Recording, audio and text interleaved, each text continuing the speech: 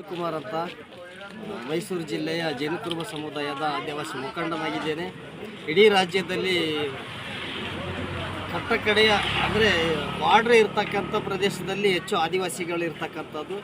ಇಲ್ಲಿ ಯಾವುದೇ ಆಮಿಷಕ್ಕೆ ಬಲಿಯಾಗದೆ ಪ್ರತಿಯೊಬ್ಬ ಮುಖಂಡ ಸದಸ್ಯರು ಕೂಡ ಮತದಾನ ಮಾಡಬೇಕಾಗಿರ್ತಕ್ಕಂಥದ್ದು ಇದು ನಮ್ಮ ಧರ್ಮ. ಈ ಚುನಾವಣಾ ಇದರಲ್ಲಿ ಯಾವುದೇ ತಾರತಮ್ಯ ಇಲ್ಲದೆ ನಾವುಗಳು ಕಿತ್ತಾಡದೆ ನಮ್ಮ ಮನಸ್ಸಿಗೆ ಬೇಕಾದಂಥ ಮತ್ತು ನಾನು ಒಬ್ಬ ಮತದಾರರಾಗಿರ್ತೀನಿ. ಪ್ರಿಯಾಪಟ್ಟಣ ತಾಲೂಕು ಮುತ್ತೂರು ಗ್ರಾಮ ಆ್ಯಂಡ್ ವಿಲೇಜು ಕಸ್ಬಾ ಹೋಬಳಿ.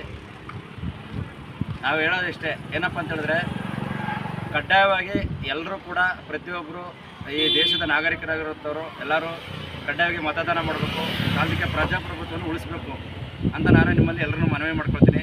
ಜೊತೆಗೆ ಯಾಕೆ ಮತದಾನ ಮಾಡ್ಬೇಕಂತ ಹೇಳಿದ್ರೆ, ಹಿಂದೆ ಬ್ರಿಟಿಷ್ನರ ಕಾಲ ಇದ್ದಂತಾಗ, ಬ್ರಿಟಿಷ್ನರ ಆಳ್ವಿಕೆ ಇದ್ದಾಗ ನಮ್ಮ ದೇಶದಲ್ಲಿ ಯಾರು ಈ ಓದಿರ್ತಕ್ಕಂಥವ್ರು ಮತ್ತು ಜಮೀನು ಉಳ್ಳಂಥವ್ರು ಯಾರು ಕಂದಾಯ ಕಟ್ತಿದ್ದಾರೋ ಇಂಥವ್ರಿಗೆ ಮಾತ್ರ ಓಟ್ ಹಾಕುವ ಹಕ್ಕಿತ್ತು.